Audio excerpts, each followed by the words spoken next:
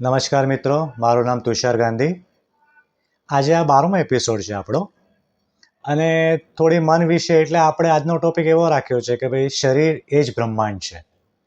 એટલે ટર્મ બહુ મોટી લાગે આપણને, પણ સિમ્પ્લિફાય કરી શકીએ આપણે કે આપણું શરીર 5 તત્વોથી બનેલું છે. બધાને ખબર છે કે ભાઈ અગ્નિ, જળ, વાયુ, આકાશ, પૃથ્વી. એટલે એ પંચતત્વ છે જે પૃથ્વીમાં છે, આપણી અંદર છે, અને બ્રહ્માંડ બી એનાથી જ બનેલું છે. એટલે બ્રહ્માંડ સાથે જે બ્રહ્માંડમાં એનર્જી છે એ એનર્જી આપણામાં બી છે, એમ આપણે ટેકનિકલી કહી શકાય. હવે આ સમજાવવાનું કારણ શું છે કે આપણે સબકોન્શિયસ માઇન્ડની વાત કરી કે શું બોલવું એ બધી ખબર છે, પણ આપણે નોર્મલ જે બોલતા હોઈએ, હમણાં જે હું બોલું તમારી સાથે એવી રીતે, તો આપણે બધાની નોર્મલ હેબિટ એવી હોય છે કે ભાઈ આપણે કંઈ બી નોર્મલી વાત કરીએ તો આપણને શું નથી જોતું એ પહેલાં આવે છે. એટલે આપણે મારે ત્યાં નથી જવું, મને આ જોબ નથી કરવી, મને આની સાથે નથી રહેવું. અને આ બધું છે ને આપણા શબ્દો એક બ્રહ્માંડમાં જાય, કોસ્મોસમાં જાય અને એ ડબલ થઈને આવે. હવે આમાં એક ગેમ એવી છે કે આપણે જે બોલીએ છીએ એમાં ભલે નેગેટિવિટી હોય, પણ કોસ્મોસ આખું પોઝિટિવ છે, ત્યાં કોઈ નકારાત્મક ચીજ જ નથી. એટલે હવે શું થાય કે આપણે બોલીએ કે મારે અહીંયા નથી જવું, મારે આ જોબ નથી કરવો, મારે આની સાથે નથી રહેવું, એ નથી શબ્દ ઉપર સંભળાતો જ નથી, એ એક્સેપ્ટ કરતો જ નથી. એટલે એની પાસે શું આવે કોસ્મોસમાં કે મારે આ જોબ કરવી છે, મારે આની સાથે રહેવું છે. એટલે એ જે કોસ્મોસ સમજે એ તમને ડબલ આપે. તમે ઘણીવાર જોજો કે આપણે એમ વિચારીએ એ મને જે નથી જોતું ને એ જ મળે છે, મને જોઈએ છે એ મળતું જ નથી. એટલે આનું મોટું કંઈ રહસ્ય નથી, આ સિમ્પલ વાત છે કે આપણી બોલવાની પદ્ધતિમાં જેમ પહેલાં બી આપણે શેર કરેલું થોડી ચેન્જ કરવાની આવશ્યકતા છે. આપણે બોલવું હોય તો એમ બોલવું પડે કે આપણને શું જોઈએ છે, કે મને સારી જોબ જોઈએ છે, મારે આની સાથે રહેવું છે, મારે આ કાર્ય કરવું છે, મને ઓલા ઘરમાં જવું છે. જે બી સ્પેસિફિક હોય એ તમને શું જોઈએ છે એ વાત કરશો તો ઉપર બ્રહ્માંડમાં એનું ડબલ અને 4 થઈને તમારી પાસે આવે છે. આ સિમ્પલ નિયમ છે, કોઈ ચમત્કારની વાત નથી, પણ આની એક સિસ્ટમ અને પ્રેક્ટિસની જરૂરત હોય છે.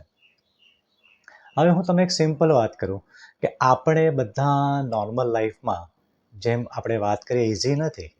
હું હોઉં કે તમે હોય, જીવનમાં સ્ટ્રેસ ફેક્ટર, દુઃખ, અમુક ઘટના એવી બને કે આપણા મોઢામાંથી વાત નીકળી જાય. એટલે એમાં આપણી પર કંટ્રોલ હોતો નથી, કારણ કે આપણે એ પ્રેક્ટિસ બી નથી એ કક્ષાની. તો મને એક સિમ્પલ સોલ્યુશન મળ્યું છે, એ હું શેર કરવા માગું છું. કે સમજો આપણને એમ ખબર પડે કે આપણા મોઢાથી નીકળી ગઈ કોઈ વાત, કોઈ સાથે ગુસ્સામાં બોલી ગયા, કંઈ બી ચીજ. ફોર એક્ઝામ્પલ, તમે ગાડી ચલાવો છો, કોઈ રસ્તામાં માણસ આવી ગયો, તમે કહો આ ક્યાં સાલો વચ્ચે આવી ગયો.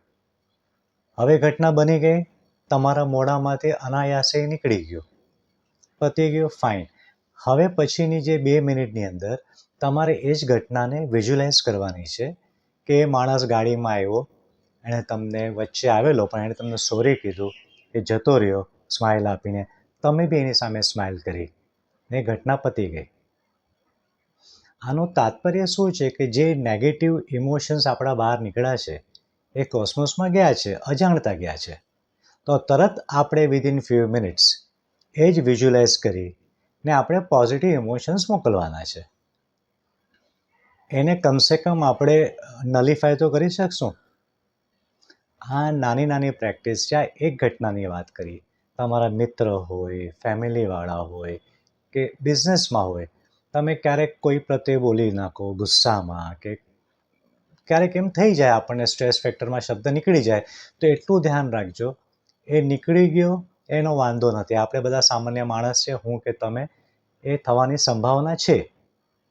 પણ એના પછી જ 2-4 મિનિટમાં એ જ ઘટનાને તમે કેવી રીતે પોઝિટિવ વિઝ્યુલાઇઝ કરો છો અને બોલો છો, અને એ કેવી રીતે ઉપર યુનિવર્સ લે છે, એ ખાસ જોવાનું તમારું કામ છે. આ ચીજ બહુ નાની છે. હું જ્યારે મન વિશે વાત કરું છું ને ત્યારે આપણને લાગે કે આ બધી જે ઘટના છે, મન વિશે જેટલી વાત કરીએ છીએ એમાં આપણે આપણી પર જ કામ કરવાનું હોય છે, આપણે આપણા શબ્દો પર જ ધ્યાન રાખવાનું હોય છે, અને એક જાતનું આ રિપીટેશન છે. પણ રિપીટેશન બહુ જરૂરી છે. હરેક એપિસોડમાં અલગ અલગ રીતે આપણે 3 થી 4 વખત એકની એક ચીજ અલગ અલગ એક્ઝામ્પલથી સમજશું ને તો આપણા ગળે ઇઝીલી ઉતરી જશે. ને એકવાર ગળે ઉતરી જશે, એની પ્રેક્ટિસ ચાલુ થશે, then you will see the changes in you. Thank you very much. આવું જ કંઈક હશે બીજું. નેક્સ્ટ વીક આપણે પાછા મળશું. Thank you.